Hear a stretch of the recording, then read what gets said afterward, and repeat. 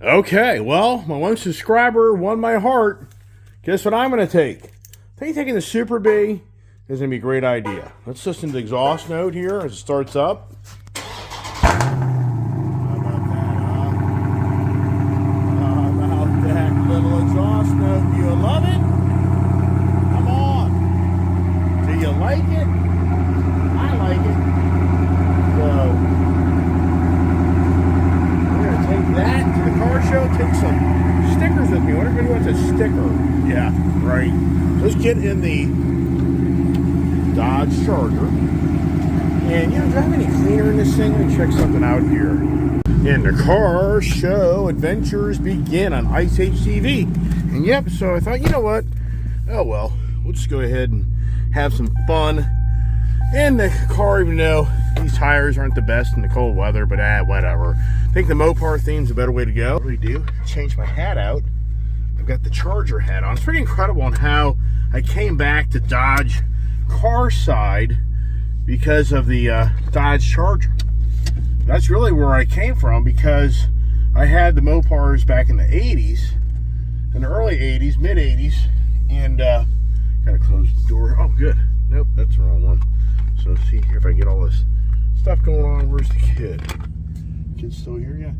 The kid still hasn't gotten out. I don't know what's going on with the kids. So that's kind of getting concerning as the morning here, but gotta get my heated seat on. Let's see here. Climate controls. Heated seat is on. Is it? No, it was on. Yes, it is. Heated steering wheel is on. So anyways, the there she is. Good deal. So the kids getting her act together here as the Ram truck. Yeah, so so basically back in the 80s, I picked up myself a nice used Cuda, a few Challengers, but then life began where I had to start my career, and all the car stuff kind of got put on hold on trying to have all these badass cars. So it really wasn't until the 2000 years when Dodge brought back what I thought was a really cool looking Dodge Charger back in 2005 and 6, when they brought the SRT back. I even had the 2008 Dodge Charger Superbee, the blue, B5 blue. Yes, I had that. That was a really nice car. So the Dodge Charger really kind of brought me back to the Mopar side, but sadly, the financial dire straits of the economy, the country, 2008-9, I lost everything, and I had to give that up, and I had to give up a lot of stuff, my Z06, my Viper Ram truck. Yeah, it was pretty sad. That was a 2008 to 2010 kind of time frame of just dire straits for me. Very depressing times, but I prevailed. I kept going. So the whole point of that is that the Dodge Charger is what brought me back to the performance side of Dodge, even though in the meantime I was buying all the Ram trucks back in the mid to late 90s and 2000 years. I always had Ram. I was always, my preferred choice was to have a really cool Ram truck when they redesigned it back like in 1992 or 93. And so the point of that is, it's really wasn't the Challenger that came along to me until 2014. So I was totally away from the Dodge Challengers. They never built anything that had any interest to me. But back when I was kind of going broke, did go broke, the new Challenger back in 2008, I think, was brought out, or 9, something like that. I really wasn't just in tune with it, and I didn't have one of those. Instead I had the nice Superbee Dodge Charger. I wish you could I have pictures of that. I'll have to show that. Got my freaking license. I have that damn thing and just turn it down on the floor here or something. I need to put it up front. It's just these laws of the state of Virginia, front licensing, and so they can't pull you over, but if they pull you over, they'll write you up for it. Oh man, this guy here is woo. Yeah, that was not comfy, was it? But his car, after driving all these different vehicles the last few days, wow, this car has such an aggressive, totally aggressive type of feel to it.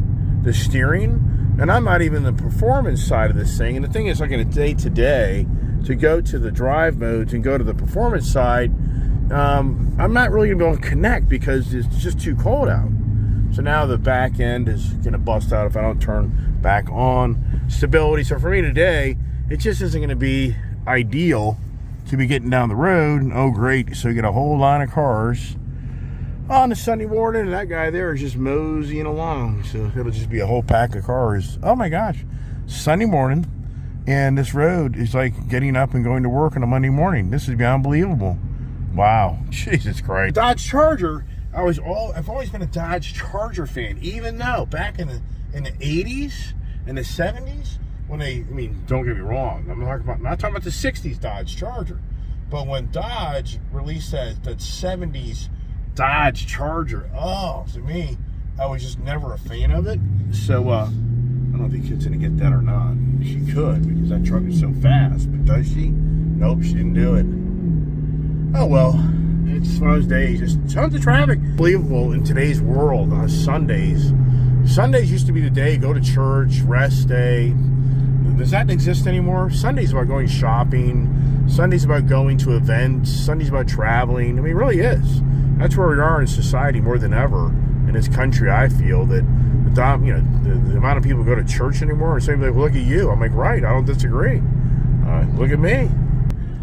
So the Dodge Charger, the irony to my life is I never wanted a Dodge Charger back when I was a kid. I never was fixated on that style car. But yet here as I'm older, the Dodge Charger has been one of my favorite cars. I mean, I like the Dodge Challenger, but I've always liked the Dodge Charger because it's such a usable type of vehicle. It's a vehicle that you can, for me, it's very accommodating, very comfortable. The Challenger, yeah, it's very accommodating to a degree, but the two-door, yeah, anybody knows the two-door, someone get in the back seat, no way. So the four-door's always been my more favorite as far as just feeling that it's a really good price vehicle, practical vehicle, because you can do so much with it. You can go on road trips on it, you can take friends with you, you can throw a ton of gear in here, and they're very comfortable. And they're still very fast, and they're still a lot of fun. Now, what's really interesting is my 2015 Dodge Charger B5 Blue SRT package, that had a heck of a lot more engine, or I should say exhaust note in the interior than my Challenger did. I used to talk about that years and years ago when I was on these car forums. And I used to be very involved in like the Challenger and Charger, all these car forums years ago. It was very heavy. I used to spend so much time and give so much content in those forums. And then eventually I just kind of moved on. So anyways, going to the car show, Plum Crazy. One of my subscribers kind of thought that would be pretty cool for us to do the Plum Crazy and the Ram TRX, and I don't disagree. Take the Ram stuff. The show starts about 9. We'll get up there about 9:30. And then we'll do some walk around and talk to some others up there. Hopefully some pretty cool cars to look at. And do we get much attention with the Mopars? I don't know. We'll see. And then we're going to get a late breakfast. So that's kind of the plan. But you can hear this car here. And what's really interesting and intriguing to me is the steering is so tight in this car. I mean, once again, you think about what I've driven lately. Just think in the last few days, what have I driven? The different cars, all the different personalities. This is that exhaust note. Really cool. Well, I looked up some exhaust for that Ram TRX last night. Ooh, that's pricey stuff, man.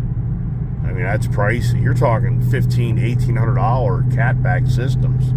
So I wonder what my buddy Mac and Cheese could do for us in that exhaust. Part of me is like, get over there to him, have him look at it, and get his opinion of what I should do. Or just give him a call and say, what do you think? Yeah, in some ways, I want to take the Gold Rush this morning, but it's just so much work to get that car out of the garage. But you know what? This is a more, I think, rare car because of the package it has, the Superbee wide body package with the tire and wheel setup and the stripes. So I think this has more, will gain more, appeal, will get more attention there. I don't know. The Gold Rush, because it's a Hellcat and it's that special color, I would tend to say that will probably get more attention. But that'll be another day. But does a Trackhawk, does a Trackhawk come into the equation? Ooh, that would be really cool. Danger is, I probably can go get one. That's the danger. But the other thing is, it'd have to be I give something up. And what am I going to give up? Up here, this intersection here. Because this is people do 50, 60 miles an hour on the road, then this light is a red light, and you don't realize, but everybody starts getting backed up, stopped.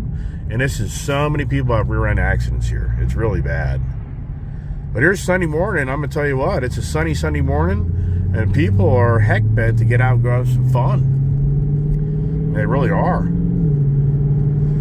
Watch the world events. Who can get excited? It's just so depressing. I mean, really, for those that watch my channel, I'm sure some think I have this false livelihood, this false world, because I show so much stuff of me out having fun, buying cars, the kid, and and I'm sure some people think this guy is so delusional. He lives in this fake world because he's it's like, here's the reality. If I really started sharing with you my views and ideas and what's going on in this world, this country, the odds are this channel wouldn't exist anymore. So everybody out there doesn't really know me. I'm very abreast to really the horrific things that are going on and the challenges that are on our doorstep like never seen. But once again, I'm telling you, I had one video where it was called The Blame Game, and that video was a strike against my channel. Yes, because it got into heavy content of talk of what's going on in this country. And somebody called it out. See, there's people out there that are going to watch my channel, and if they don't like my channel, they're going to report it to the moderators of YouTube. And then YouTube's going to probably critique it. And if they feel like there's justification for this video to be banned, I'm going to have the guy. At first, it kind of looked like he was kind of getting it, but then he kind of slowed down. Looks like, oh, it's a cold morning to ride motorcycles. No, thank you. So, there's just not enough people that really tune into my lengthy conversations. And I get that, because it's just too long. It just gets to me, too intellectual. So I just think there's select few that really kind of get into the long talk and learn things, find out things, hear things, and understand more who I am. Because that's a challenge as watching people that you don't really personally know or live next to or hang out with. You don't really know who this person is. Because on YouTube, you can present yourself to be somebody that you really aren't. And this artificial intelligence, more than ever, is going to even enhance that more than ever, what's going on in today's society. So the whole point of that is, for those who watch my channel, I'm very abreast to the world around us. Is really, it's not good. It's not good. So I'm not going to get into that. Just share with you that I'm totally abreast. If some people may think that, oh, this guy just thinks everything's beautiful. Nothing, yeah, right. And if you don't think I have challenges, if you don't think I have relationship challenges, financial challenges, raising a daughter challenges, you're not in reality. Because until you're a married person, until you have children, until you raise kids, until you're in a relationship with somebody, until you have to run a company, until you have your finances to manage, this goes on and on and on. Extremely challenging. But here's the thing. That's not going to grow my YouTube channel harboring on that every day of my life. It just wasn't, it would be, who wants to watch this? I have all that. I got that all the problems of my own. Sorry, we're getting close here to the car, and I'll be stopping the Yabba Dabba doing. I was going to take the Corvette, but then I thought, you know what? Let's make it the Mopar Day, and let's just make it the Mopar Day. And this car here, I've got it in the more aggressive sport mode, so it's a lot of fun. And that's what I was saying earlier. It's such a shame that they didn't put a 392 motor option, that Ram TRX, for the fact that it would be just a lot more fun. There's all the guys. So how much of a good showing is there today, right? So you give them a little bit of exhaust note.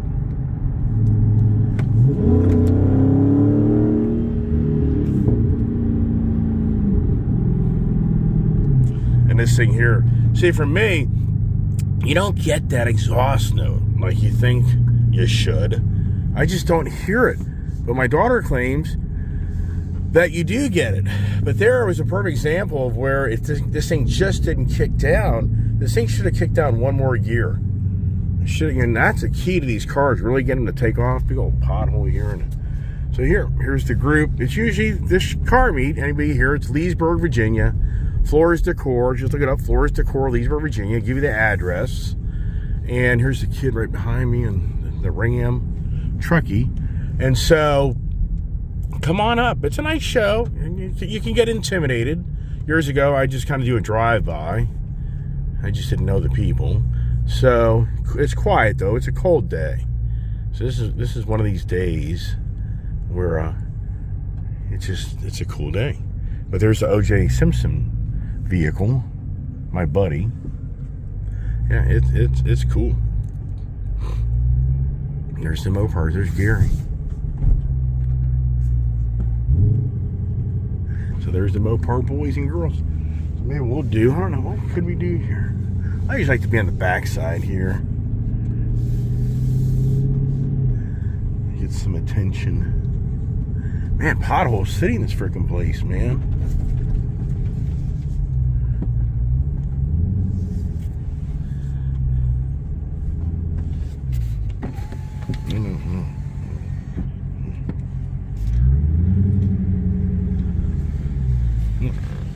There you go. No. No. I want her behind me. I want her behind me. I want you behind me. Behind me. There, I gotta